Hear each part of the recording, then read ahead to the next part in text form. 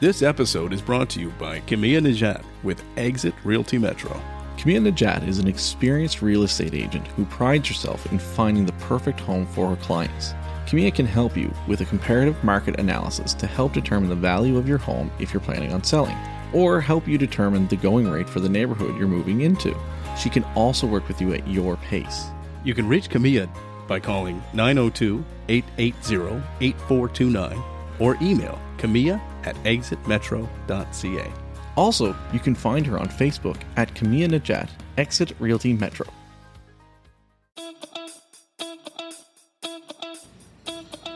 Cheers! Cheers, guys. Cheers. Welcome to the Afternoon Pint. Nice to be here. Nice to have a pint. Thank you. Mike Tobin. I am Matt Conrad. And who do we have with us today? Today you have Barrie Dunn. Barrie Dunn. At your peril. At our peril. All right. And I should mention where are we at, Matt? We're at Hardisty. Hardisty Brewing Co. Yeah, fairly new brewery. I mean, they've been brewing a little bit here, and, but they actually just fairly recently opened this space. And so what we should do is just mention that we're actually having a flight. If anyone doesn't know what a flight is, it is a nice little flat wooden thing that they put in several different types of beer. You can taste test the beers. So they have 4 here. So they have their Pilsner. I started with the number 5, and I see Barrie did too. Which one's this? Well, yeah, they say number 5, but they only have 4 on tap. But their number 5 is the stout. Okay, so Dark Confessions. Nice. So the 1 is their Pilsner, 2 is their Amber, 4 is a Rye IPA. This is the only one I've actually had before, and then they have their stout. So actually, it's a porter, so it's a not a stout. Cool. So that's what we're here. And so far, I only took. You guys started dark. I generally you go light into dark, but I'm gonna lighten up as I go. Apparently, you need to lighten up. I got to say, this is very good. That's nice. Yeah. I'm quite interested to get to that one there. So we're going to do a little separate bit with Hardisty Brewing today and just talk a little bit more about their beer. But you're our guest of honor for this show, Barrie. Well, thank you, Mike. Thanks for coming. It's a pleasure, Matt. Thank you. The reason that drew me to contact you, email you, was I saw that you had a film coming out on February 16th. That's right, in Halifax at Park Lane Cinemas, and we're also opening in Bridgewater, Truro, and Sydney, and a limited release, and then if it goes well, we'll move across the country. Awesome. Yeah, so that's the plan anyway, and we have our distribution company, Level Film, have been very supportive of the film and have done a great job to get it out there. It's not easy to get it. It's not easy, to make a Canadian film. Yeah. A truly Canadian film. Truly Canadian. Truly Nova Scotian film. Truly Nova Scotian, because this is 100% Porter's Lake. Porter's Lake. Yeah.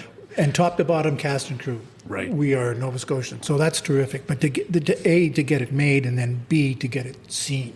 Right. And that's even harder because, well, we all, I think, have a sense of the Canadian film industry. It has struggled, and especially struggled since the pandemic. But every theater did, right? Theaters were empty. Yeah, that's true. So people are starting to come back, but Canadian theaters, Canadian cinema, it's always a tougher sell for a couple of reasons. One, we tend to do independent style films on lower budgets, obviously lower budgets, Right. than Hollywood or even an American independent film, and we don't tend to use the A-list or even B-list actors that people are familiar with. That being said, though, there's a couple familiar faces in this film. Well, that's really good of you to point out.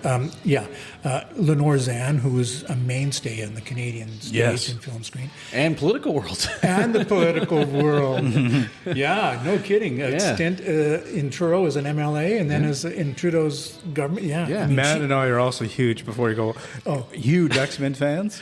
I blew his mind this morning. Rogue, I was like, she was Rogue, dude. And he's like, yeah. I'm like, for the whole cartoon, because we both watched that as kids, and that was our favorite cartoon. And Rogue was our favorite character. Like, honestly, Rogue, I think every young boy, like, Wolverine's probably his absolute favorite. Favorite dude. But then also, like, second favorite is Rogue. Right? Is that right? Oh, Well, yeah. I have to confess, my brother was a big comics fan. I you not stayed so away from much. it? Okay. Yeah, I just never got into it. I heard that she does that an X-Men voice, Because she would go to all these, she'd send pictures of these Comic Con events that she goes to. And I think, what is she doing here? Yeah, but she's a star. She's a star. That's to date. It's one of the most popular like animated superhero series of all time. Yeah. It's like mega Between that popular. one and It's so Spider-Man in the popular. 90s, They're too bringing huge. it back 30 years later. They're branding it X-Men '97. Get out. To bring back the era and the time where they actually had a really good cartoon. Yeah. And so it's that huge that there was a real nostalgia for it. But anyways, moving on. Yeah, so moving on. So moving on, Lenore, yeah. and then you have some others. And obviously Lucy DeCoutera, I think, Yes. is well known to Yes. Trailer Park Boys fans. Yeah. And Lucy, you were talking before we got on air. You were talking about the black and white that was done Right. back in '98, '99. It was. Anyway, she was in that. She was the original, one of the original, the OGs, I guess. Oh, yeah. Yeah. In the Trailer Park Boys in show. the Trailer yes, Park Boys yes, show, yeah. You know, there are others in the cast. I mean, Tara Doyle, who's one of the leads as well. Tara, She's fantastic. isn't she? So I watched the show Yeah, last night is when yeah. I finished it. I watched it in two parts because I had what was it? Taylor Swift was coming on television for Oh, the no, Grammys we on lost Sunday. to Taylor So Swift. you lost to Taylor Swift with the little one, but then I got to finish it last night. And anyways, yeah. Well, wow. Her performance was Tara amazing. was in an episode of season 1 of Trailer Park Boys. Okay, was she? I Okay. think it was the third episode. Now, I didn't follow up on this, and I can't remember. I think she was only because I was scouting IMDb Yeah. today. She was a masseuse She or was- something in the Trailer Park Boys. She was in the third episode. I think the episode was called "Mr. Leahy's Got My Porno Tape." I think that was Great name. So the guys are doing sort of a, like, you can't see my fingers, but quote porn film. Yeah. And Tara was, and it was From Russia with a Love Bone, I Right. think was the name of the porn movie they were doing. Oh, my And gosh. and so Tara, of course, we didn't shoot anything even remotely like a porn scene, of course, but she was one of the characters. And I remember thinking, oh my God, I don't know, she had one or two lines in the film. And I remember thinking at the time, holy God, she's good. She is really terrific actress. Well, she was awesome in this. And she was. She was so real. Like she grounded. Like it was just you were really living Doesn't she? in a small town. The black and white in this movie I really liked. Interesting you should say that. And the reason I liked it is it reminded me. I mean, independent film, yes, but also it reminded me of like. I remember watching Clerks with Kevin Smith so many years ago, and Just just the black and absolutely white falling and in the love with that coloring. movie, and just feeling like I'm watching something really cool and really private in a sense. Like, you know what I mean? Like it Yeah. was like, you know, no one's talking about these people, right? Yeah, Or yeah. these guys at the convenience store. And that was a funny show. Yeah. This is a much more dramatic show. Much more, yeah. But I had that same sensibility that something really anchored me after the first 10 minutes where I was just really engaged. So that's really cool. Yeah, and our director of photography, our DOP, was Becky Parsons. And when we first started to assemble a crew for this, I remember saying to somebody that it would be great to have Becky Parsons be our DOP, and somebody said, no, you'll never get her. Right.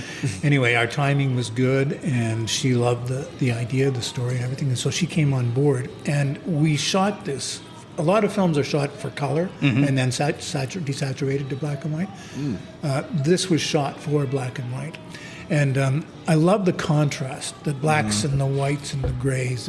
Parts of it at night, particularly, in the show really worked, right? And I love black and white movies. I mean, I go back to some of my favorite, I don't know if you guys have seen these, Stranger Than Paradise that Jim Jarmusch did. Last Picture Show, Peter Bogdanovich. Yeah. The first Trailer Park Boys, right? Black and white. Originally black and white. Yeah. You know what's Yeah. funny about that? Actually, you say that. A previous guest of ours, Ravine, he actually posted something yesterday or today, and it was a clip of like back in the Trailer Park Boys when Ricky didn't have like the full thing. He had like just like the little hair here. Oh yeah, like, underneath his that's chin. from the pilot. That's It is from the pilot. original. Yeah. And he shared, and everyone would kept calling him, "Hey Ravine, hey Yeah. Ravine." And so our previous guest actually shared that clip today or Oh, that's yesterday. funny. Yeah. So it was so great. funny that kind of. So you mentioned that. yeah. Yeah. Well, the real Ravine was what I watched the show back when it first came on, and I think he got a kick out of the fact that Ricky was Colin Ravine didn't like no, it. and Ty told us as such. Yeah, when we had him on the show, he said that his father enjoyed it. Yes. Right? Now Quite a fan. here's a quiz for you guys. Okay. Okay, so Ricky didn't like being called Ravine. Right.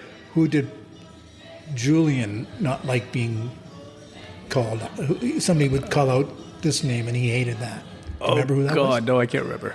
I would be able to remember. Patrick Swayze. Oh, yes, now I remember. Now that you say it, yeah, it comes back. Yeah. That was his pet peeve. Yeah, that was great. Yeah.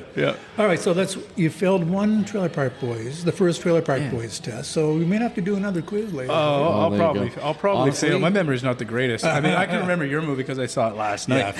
Well, and Trailer Park Boys, like I watched like first 5 seasons and stuff like that, but like it's been a while since I've watched it. So I watched it when it first kind of came out. and everything, Yeah. Right? So Yeah, well, I mean, and as you say, guys, the Madones, which is the name of the film that comes Madones.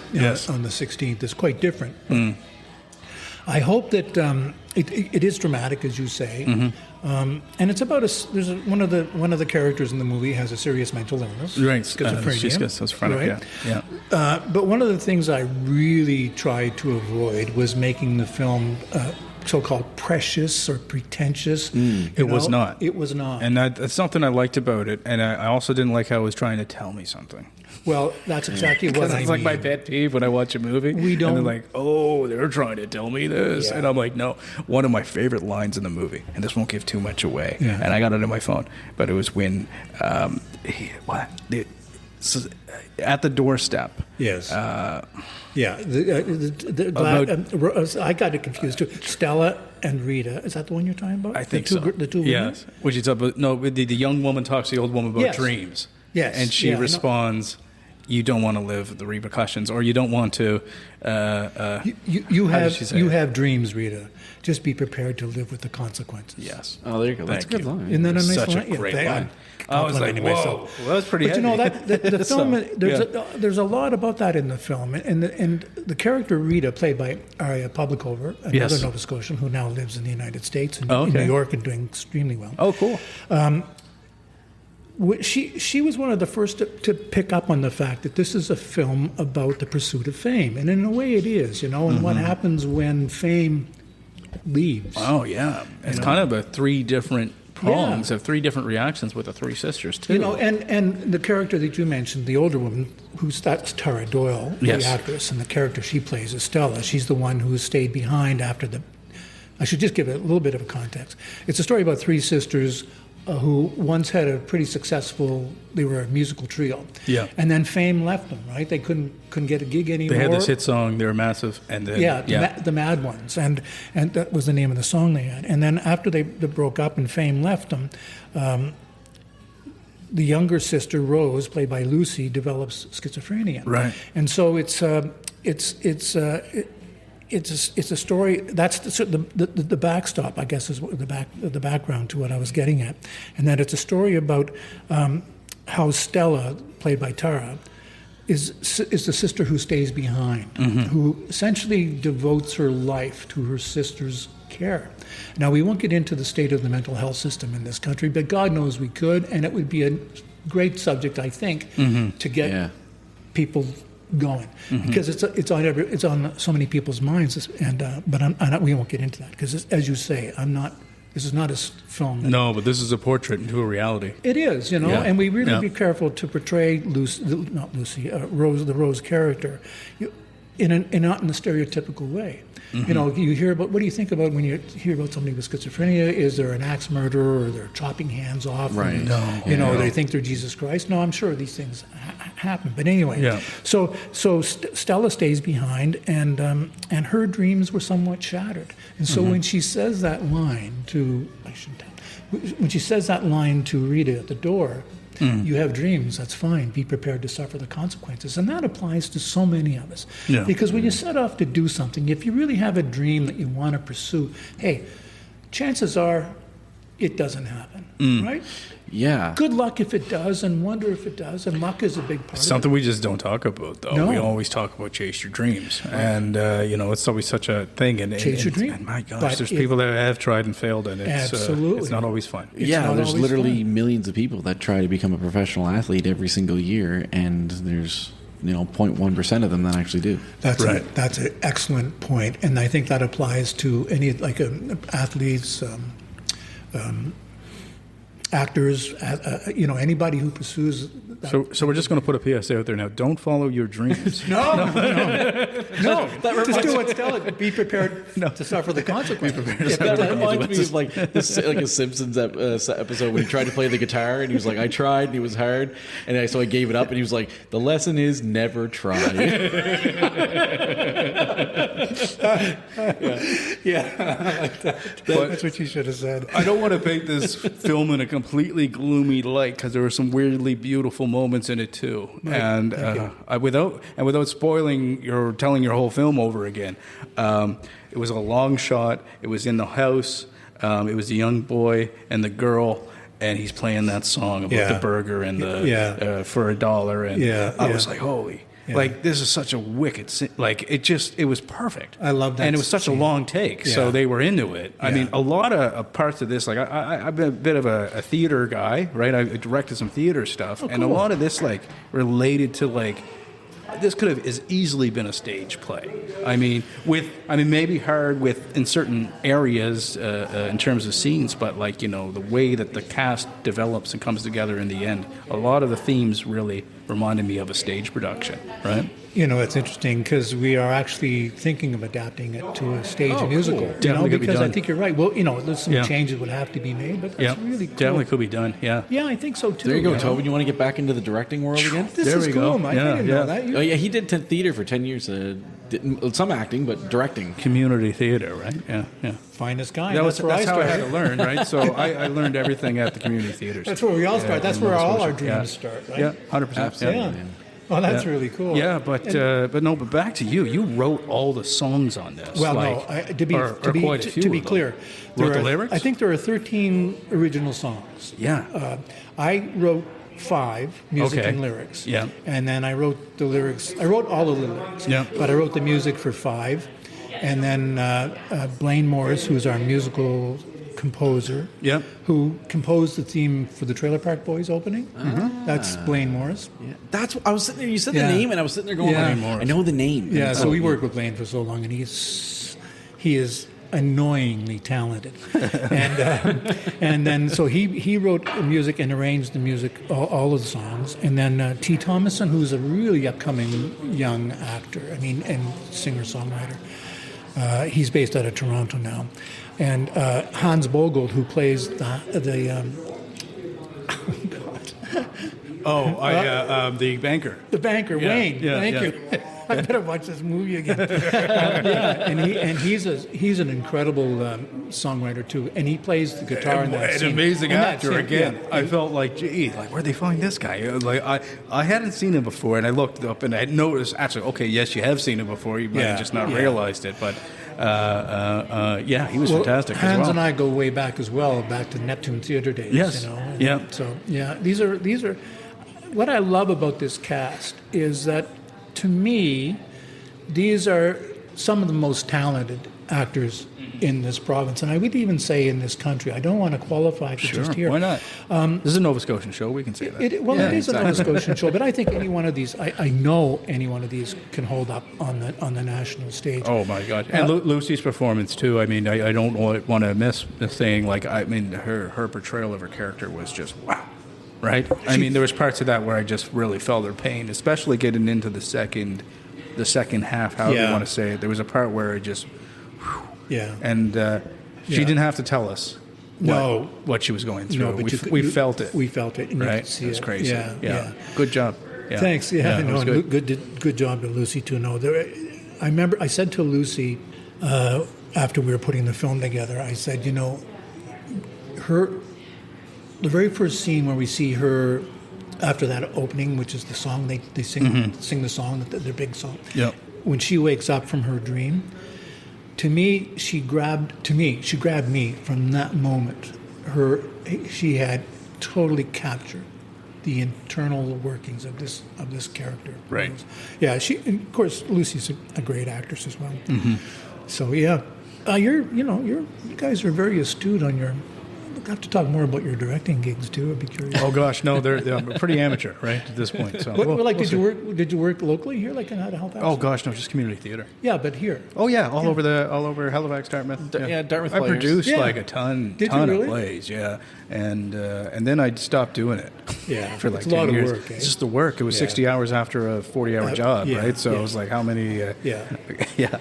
Yeah, I the very first thing I did, I think, I did a couple of plays in university back in the early 70s at St. Mary's, and the Theatre Arts Guild. I did a Theatre Arts Guild play. Yeah, amazing. And that was my first place I acted, was there. Oh, is that right? I was in 12 Angry Men. I played the street kid, Oh, that's a as you great can tell. play. Yeah.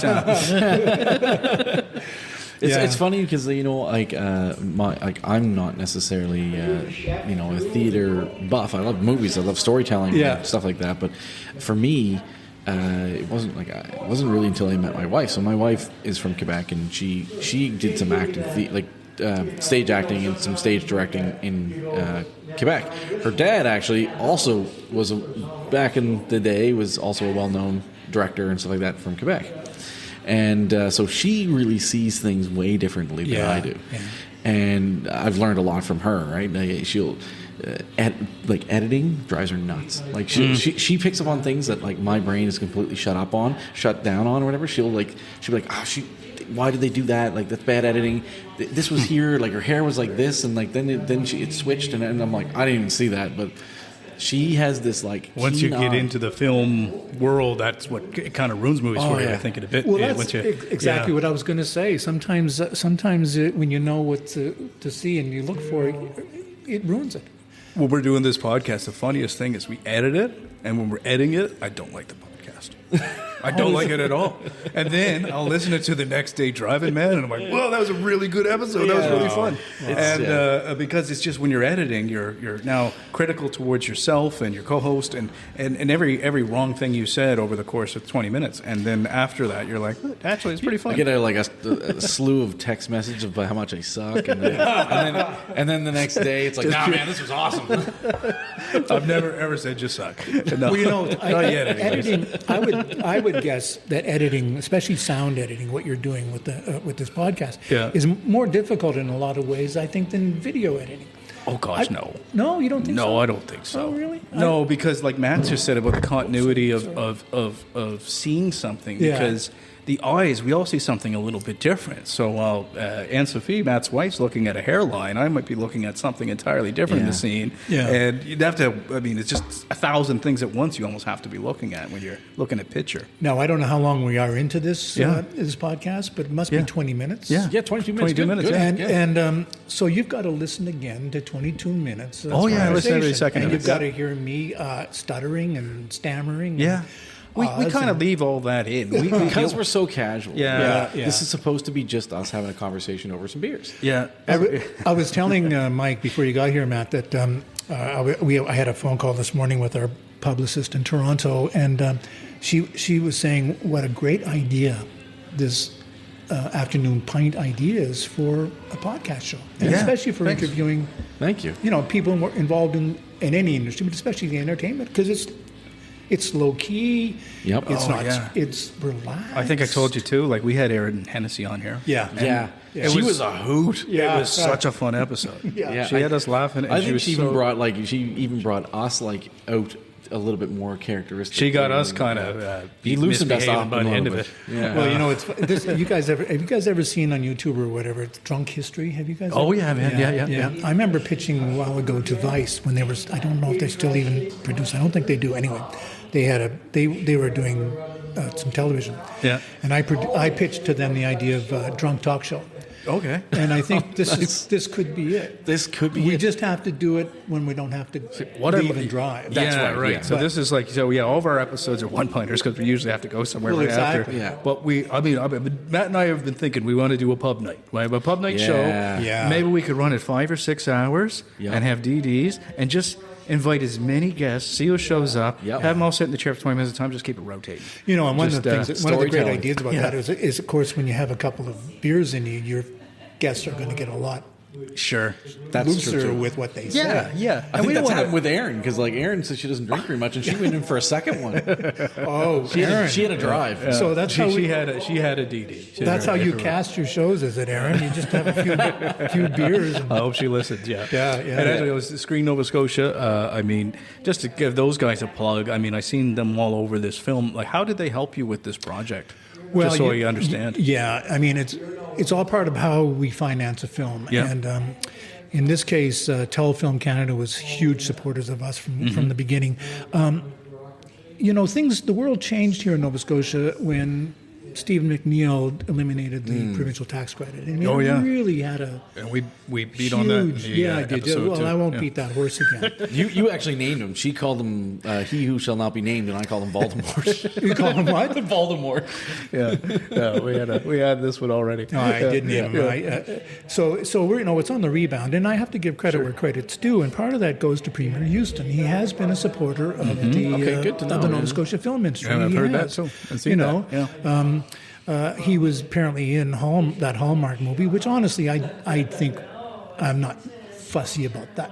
What's kind that? of stuff. He was in the Hallmark. Oh, was The he in Holland the movie? the one he down took- in Lunenburg or whatever. Yeah, you know. Now my co-producer produced that, and I'm not knocking it, but I don't think much of that. I don't. Those are for particular type of people, though. Like I'm not a fan of Hallmark movies either. But No, but I mean actually him taking him a taking part. Oh, in okay. an actual acting role. Gotcha, It just seems gotcha. a bit too self-serving. It just seems a bit too on the nose. But Okay. having I guess said it would that, depend how it was because one of my favorite Canadian shows of all time is Corner Gas.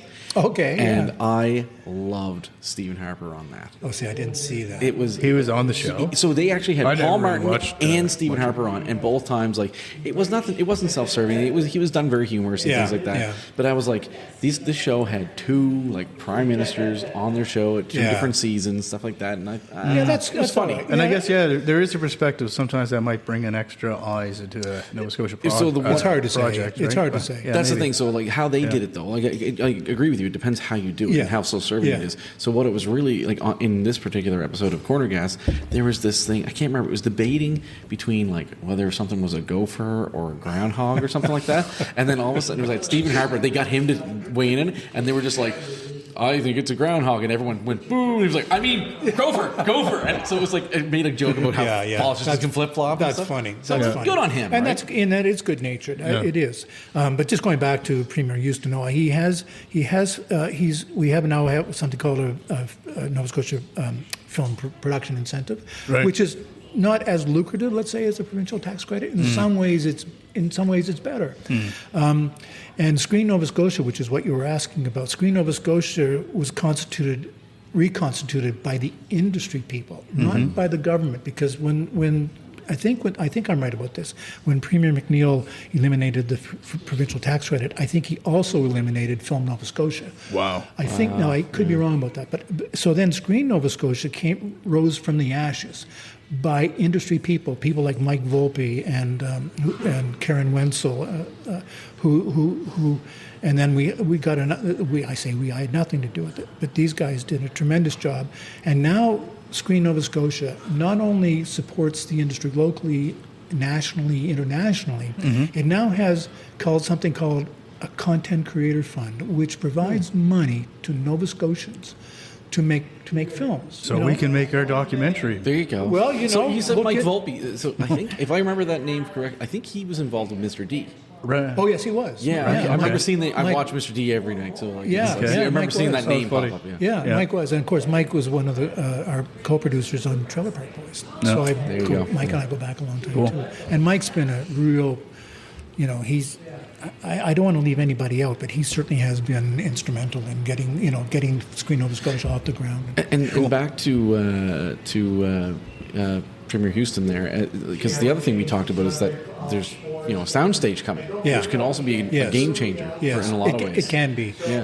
It's going to be necessary to have a soundstage if we're going to compete with Ontario and BC, Right. and so many. I was just looking at something today. I forget what part of the world it was, but somewhere I think it was in Canada. Anyway, the importance of a soundstage and incentives and locations clearly. So you're right. I mean, it's a huge expense, and I hope it gets made. I don't don't think they've broken sod yet. No, it hasn't But been. it will be necessary to develop the film industry further. Yeah, I mean, there's a whole bunch of things like there's when it comes to investing in the arts, like I'm a bit of a political geek, and so you look at certain things. There's certain things in the political world when it comes to budgeting, and I think this is where like you can get a little bit philosophical on like the more conservative side or the more liberal side in terms of spending kind of thing, right? Some people will look at like the tangible things. It's like I invest in this, and this will produce money because of this, and so I know if I put 10 grand here, this will produce 50 grand, or whatever. But it's hard to tell with the arts, and I think that's why, when you have the more conservative side versus the liberal side, obviously the liberal side, you're going to invest a little bit more into the arts because that's more liberal. The conservative side's more like, how does that produce money, right? But I think there's a lot of intangible there that I think is really important, right? Let me just pick up on that, Matt, because it's interesting that you refer to this as the arts. I look at it as an industry. I look at the film industry as an industry and not as an arts group, because it's all about providing employment and it's about making money. Now, Agreed. Trailer Park Boys was so successful that we not only repaid every loan we made to the They became independent. They didn't need loans anymore. Well, before the guys got involved, that show was so successful that we not only repaid, we repaid and more. They returned a huge thing on our investment. And sometimes people forget that it is an industry. And I only point this out, Matt, because some people have this notion that arts is local arts and crafts kinds of thing. People knitting and socks or whatever. But the film industry is huge. And going back to your point again, which is a really good point, is there's a certain amount of if you build it, they will come. Right. Mm-hmm. And there is a certain amount of that with this soundstage. If you build it, they will come. But if we don't build it, they won't come. And I think that's the way to look at it. And that's kind of what I was saying. Like you can look at the obviously creating movies and TV shows stuff like that. That equals commercials and ticket sales and all that stuff. That's the tangible thing of like saying X produced Y, right?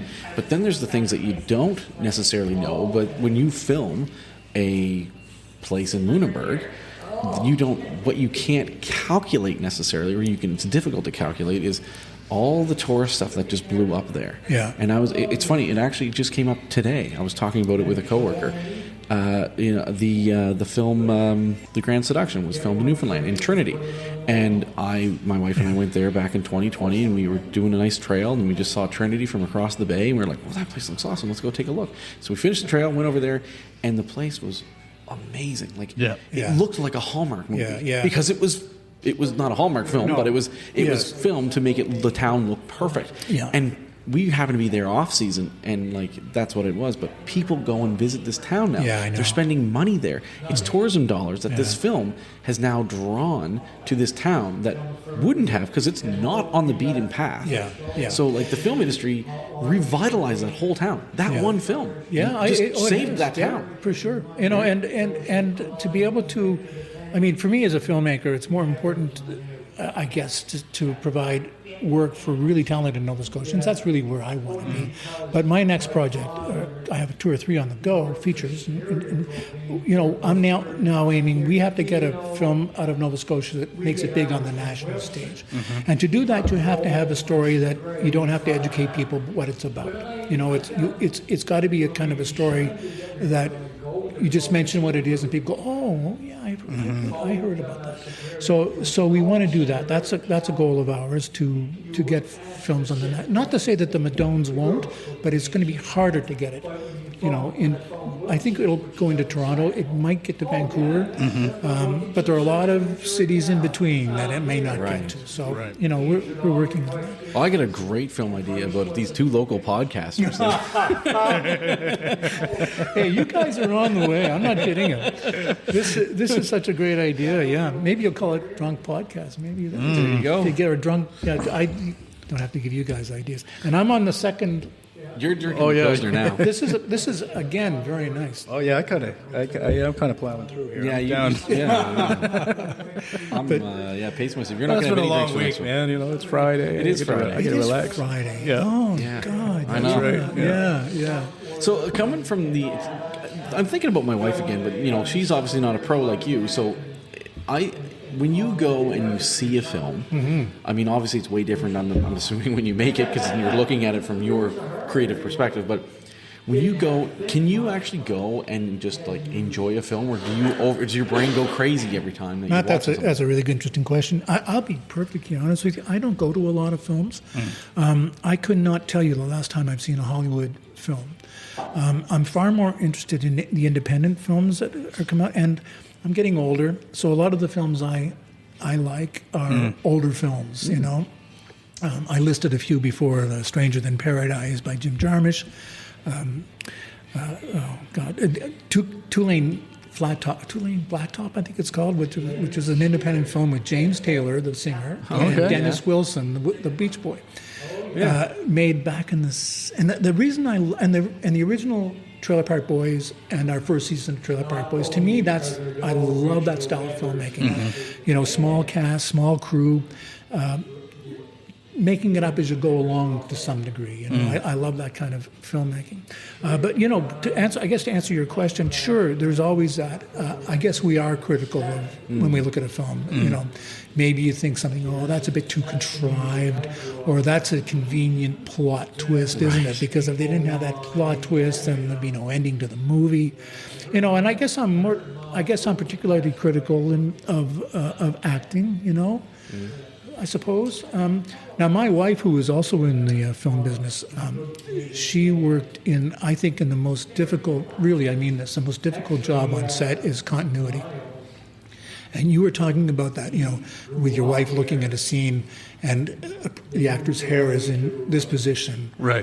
And then you cut to the next and it's all, I mean, I'm trivializing it to make the point that that's really hard. So she notices these things, but she's an avid film. I wish Caitlin were here because she knows every film. Yeah. You know, that's on, but I really don't watch a lot of films. They just don't grab me. And there's the odd one that does. I'm looking forward to watching Oppenheimer. I haven't seen it. It was fantastic. I haven't watched it yet. Fantastic.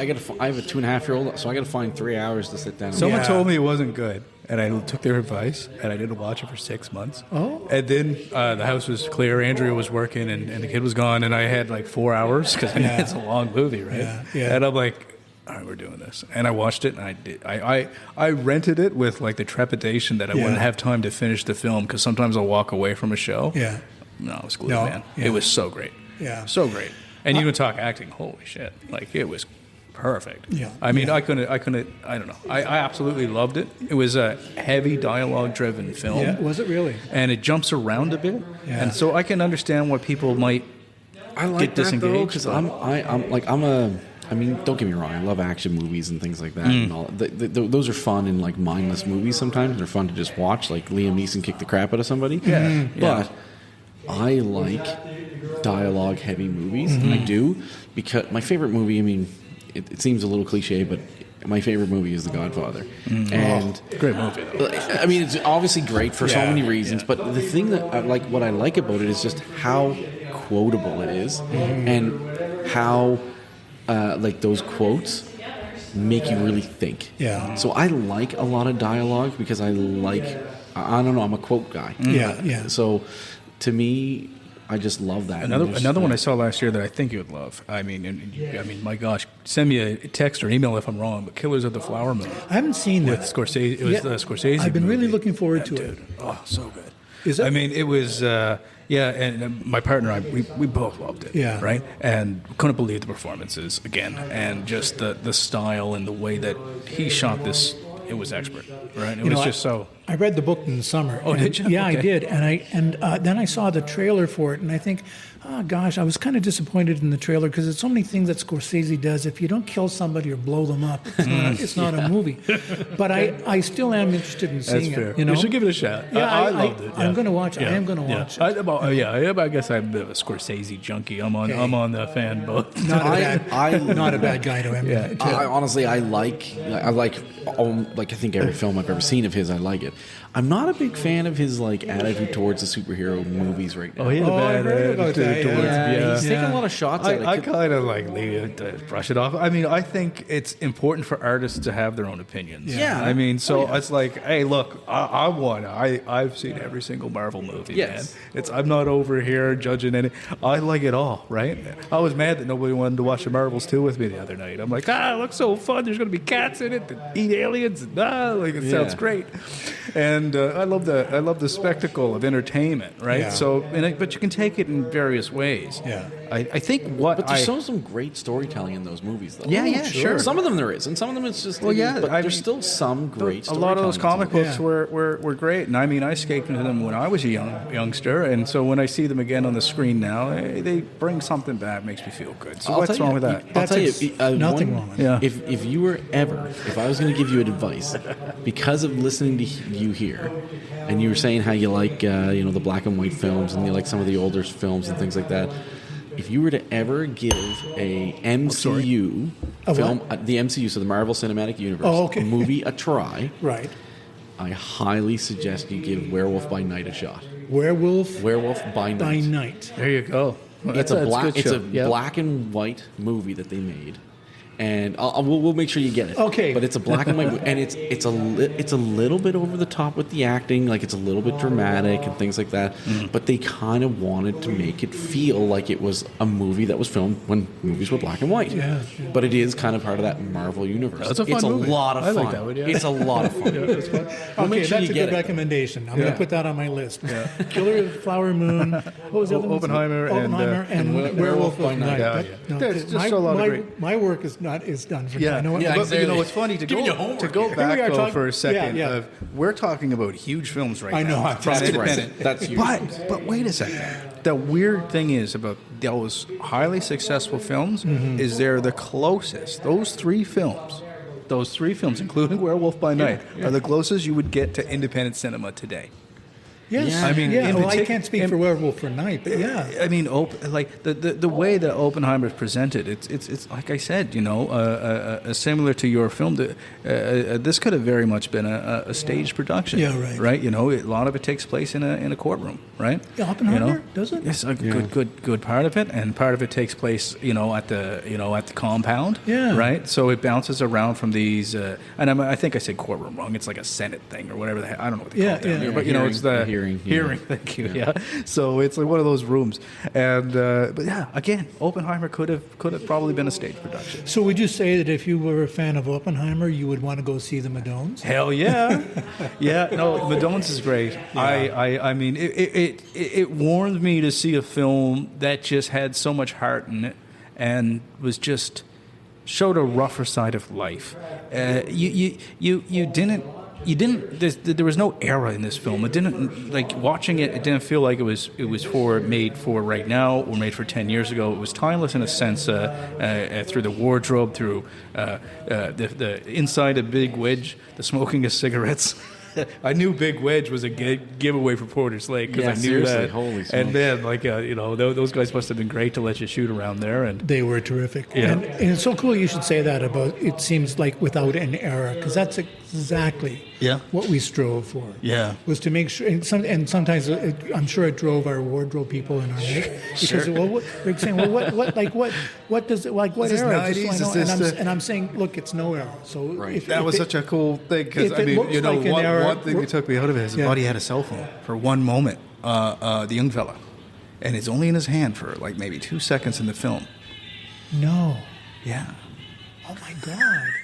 I gotta go back and see that. And I was like, because in my head the whole time I thought I was in the 90s, But right? was it- Because they're was it like smoking, a they're brick smoking phone, inside and though? stuff. No. Was it an I Apple mean, you couldn't phone or- really see Jeez, it. It was- Mike, I don't. Oh, sorry. No, I can take this part out. How did I miss that? Maybe He's got maybe a it is cell it. phone? No, can't be. Okay, everybody, that's the Hold on, test. though. Hold on, though. There's no This- cell phone usage in it. Like, Hold on, though. This, Mike could have it completely wrong. Could have been a wallet for all we know. Yeah, it probably I was. was. Yeah. I- Let's I go. did Mike's walk. on his third. Yeah, and I did have a little whiskey while I was watching this Yeah, last night. I do yeah. admit. Yeah, so yeah, it could have been that. So So I mean, it is. It's all very. Those are great comments that you've made about the film. Yeah. And one of the things that we try to do, we try to to try not to make it precious and pretentious, as we were talking about earlier. The character of Adonis and dolls. I mean, that was meant to throw in a little bit of chaos into the mix. Yeah. And to try to keep it from being too serious. But it was balanced too. It didn't go over the top, and it didn't go too. And I love the performance that Mark gave. I worked with Mark before. I cast him in a CBC miniseries we did a few years ago called Canada Russia '72. Yeah. Mark was in that, and he was terrific, as he is in this film. Mark is a Eastern Shore boy. Okay. Tough as nails. Right. I would not want to cross Mark in any way, but he has the soul of an artist. He is, he's tender and soft inside, and he brings that out in the film, I think. No, it was a small group, and everybody shone. Yeah, I couldn't agree with you more. That's the best way to put it. That's pretty cool. Yeah. So how do we get?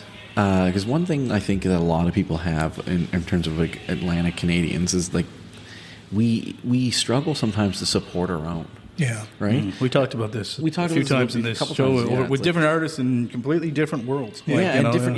Not just with film and everything, but it's like, how do we get with business too? Yeah. Businesses and all that stuff. Commercially, How do you get people excited about the things that are happening locally? Because it seems like unless it happens in Hollywood, people don't necessarily get excited about it or whatever. Matt, you've asked the biggest question. Yeah. It's almost impossible to answer that because people go shopping where they can get a deal, right? Mm-hmm.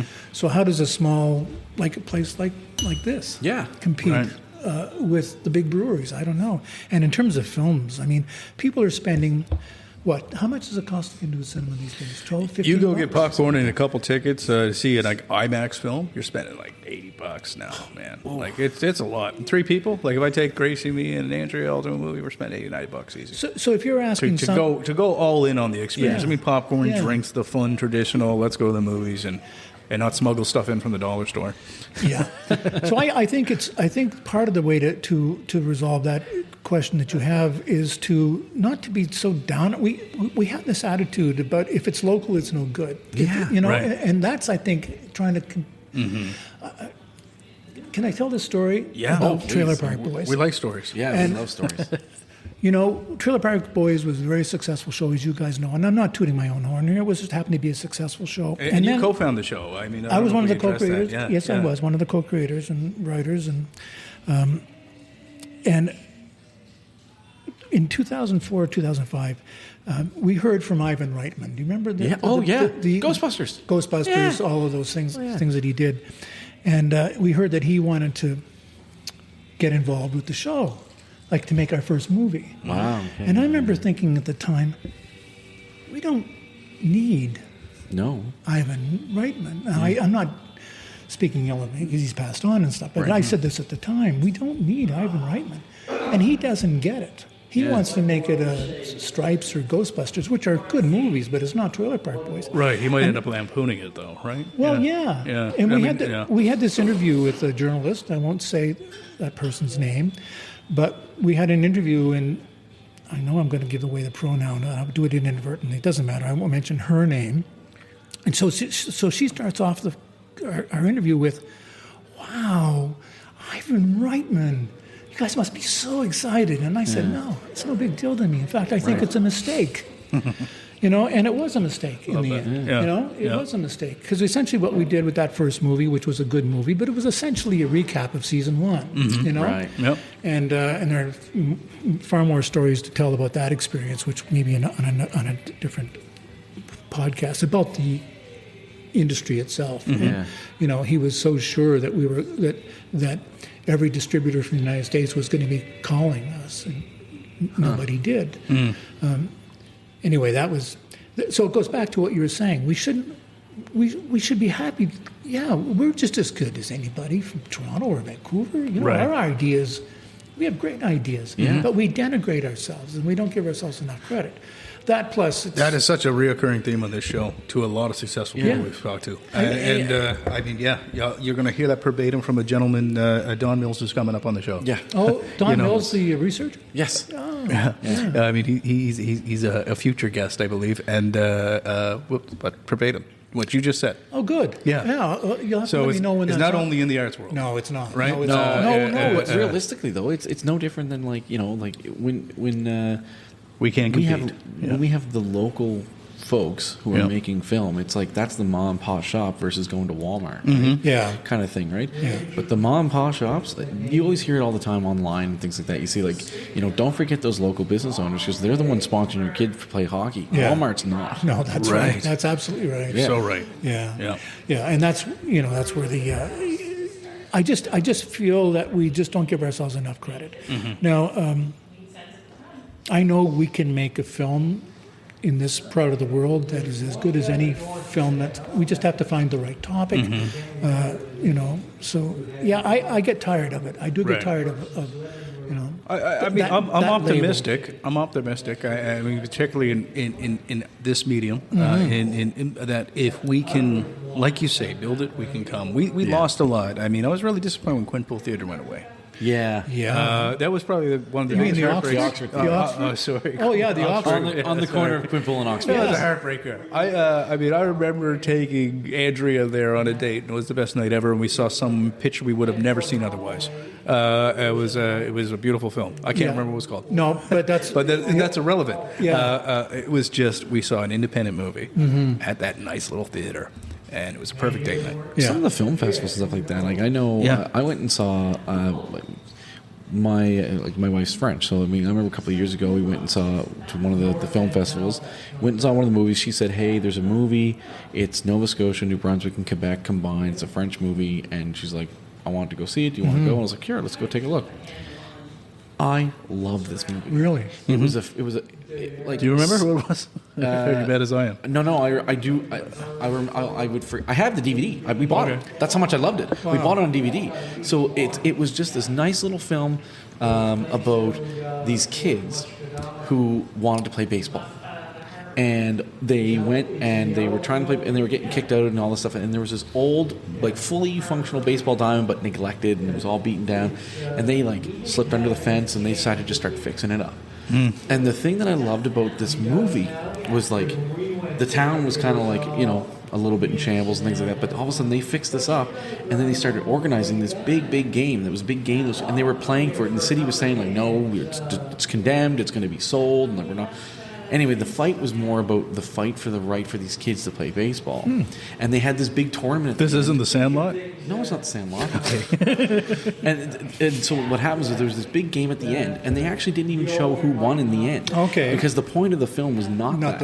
It was like the Rocky, right? Rocky was Right. not the fact that he lost or won. It was about the fight, and that these kids just wanted to play Well, I'm baseball. curious, Matt. You just put another film on my list that you have to. So I went and watched it in French. Yeah. They had subtitles and everything, but I mean, I still went and watched it in French and everything. And like, I loved it. And then I actually happened to just see it. Speaking of Walmart, I saw it in Walmart for $5, and I was like, "Yes, we're buying that," because I don't know when I can find that anywhere else. Wow. Cool. And we still have it. That's awesome. Yeah. Well, you know what? Interesting what you were saying too. One of the interesting things about we were talking earlier about how hard it is to get a film made in this country and get it seen. Yes. That's the English Canadian film market. The Right. French Canadian film market is totally different. They have huge. I watch a lot of French movies And from they Quebec. support their industry. Big time. Yeah. Like, and there's actually some really great movies that I've seen. Yeah.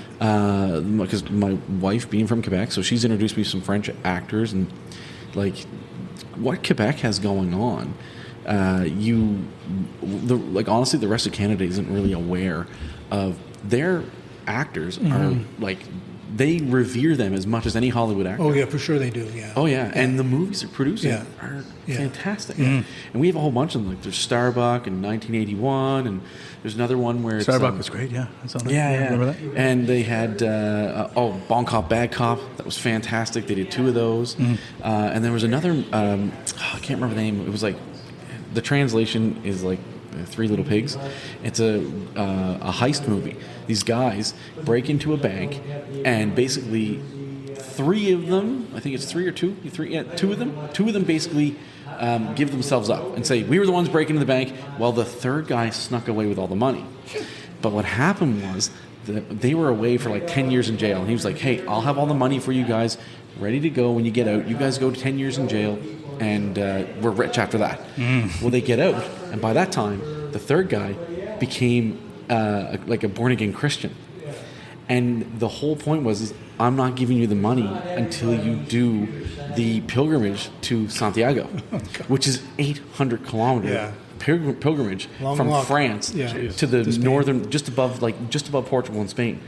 And they had to go on that. So that's what the whole film was about. Cool. But again, locally Canadian made, and you'd never know the money. And that's is a funded in hugely there. ambitious idea, right? That's Hugely ambitious. They filmed it there, and I love everything, it. right? Yeah. So like this is the money was put into it because you would never know that wasn't like a Hollywood production type film because it was there, the quality was there.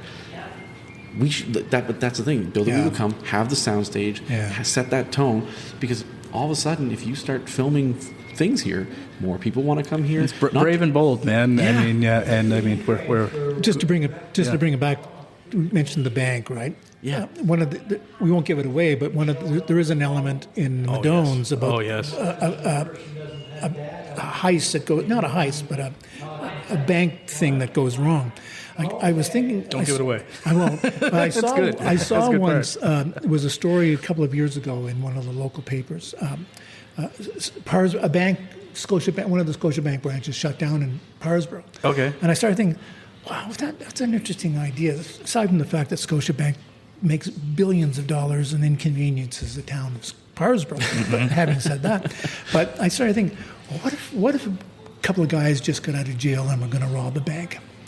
And they staked the place out and they waited and then they find out after they break into it, there's no bank. And I thought, what a crazy idea. That's actually good. Yeah. It was like a front. You know, it's, The front of a bank. You'd be so pissed off. You spend all this time and effort thinking about how you're going to rob this bank, and the bastards closed it down. Oh yeah, that's really that would be good. Yeah. We have to. Yeah, absolutely. This has been a tremendous Oh, this is conversation. awesome. Yeah, honestly, and God, so we we always really go appreciate your longer than time. we intend to. That's part of our show. You guys have something going here. Thanks, man. No, you Appreciate really it do. very Yeah. much. You know, you're clever. You're bright. You ask really good questions. Yeah. You know what you're talking about. It was. Yeah, highlight. well, you were one of like the. I keep putting dreams out, and I say I want to talk to that guy. Let's see if it happens. And you answered me, so thank you so much. Thank you, thank you. guys. for answering our Well, email. we'll end on and a meeting cheers us. here. One last cheers. Okay, that's one last cheers. And watch the Madones. Yeah, watch the Madones opens Friday, February 16th, 7 p.m. Park Lane Cinemas. Also in Truro, Bridgewater. and Like St. it and support it and share it with your friends. Thanks, guys. Cheers. Cheers. Cheers.